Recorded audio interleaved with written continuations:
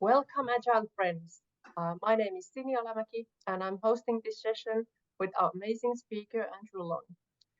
In this session, we'll learn about using customer benefit analysis to optimize packaging, pricing, and customer ROI. Welcome, Andrew. Hi, Sini. Thank you for having me. Yeah, there are also other sessions in this Product Owner Summit 2024 that touch on this topic, so don't miss out on those. For example, we have Jason Tanner, who will have a session on building sustainable, profitable businesses, a blueprint for long-term success.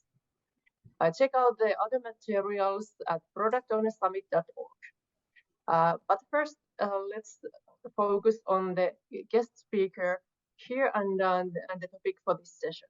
So Andrew, you are here to talk about customer benefit analysis and what benefits it will bring. So how does this help our products to grow or help to bring revenue?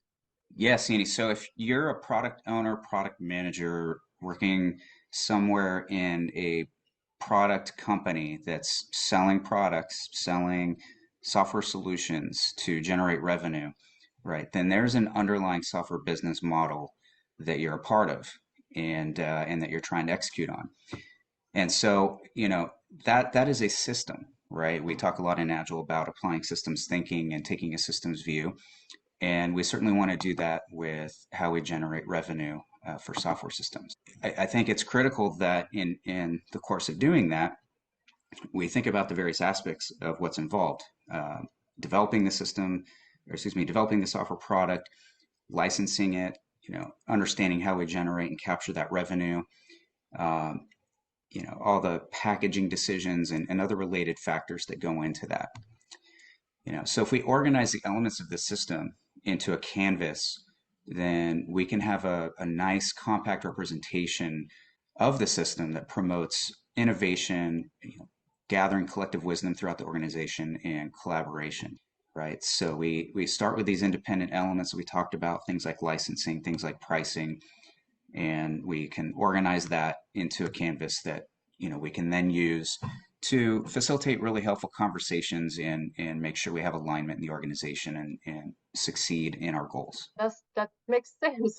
That sounds like something we tend to do in the agile world, that we want to find some connecting dots and make clarity out of things. So now that we get the big picture, can you go a bit deeper? So what does this actually mean in the reality of building a product? Excellent. So the essential elements of what we call a profit stream canvas, we can see here on the left side, the left column is all about the customer. We're talking about the customer ROI, and the licenses that the customer is going to sign up to. On the right side, it's more about what's happening in the business side, right? What solution we have, the solution ROI, and the solution licenses we need to build our product. And in the middle is how this comes together, how we exchange value with the customer, the pricing, the profit engine, which is our collection of business model decisions that we use that help us generate revenue and get transactions with the customer, and anything we have to do with compliance, right?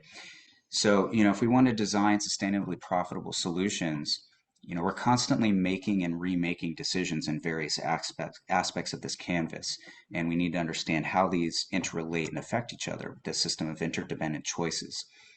If we want to look and dive in a little bit deeper here in the middle, we can see how, if we're talking about growth, if we're talking about profitability, we're really in the heart of the canvas here. We're talking about, how our customers use our product, the value exchange mechanism we have, right? Whether it's time-based access, whether it's metered, one of those types of approaches that's really kind of a software architecture, product architecture kind of aspect that makes it easy for your customer to gain value from your product and you to return value from, collect some of that revenue value back in the form of revenue, right? And then there's a price tag on that. How do you set that price?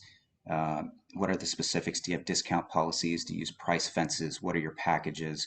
Your pricing structure, the profit engine and all of that helps us really see both what is the customer getting from this and what is the business getting from this. right? So we can kind of see that there is, customer value on the left and business value on the right, and both are important. And in our framework, we would say that we want to be customer centric in how we develop products. This is how we're going to have the highest value, most useful product, is to have that customer value lens.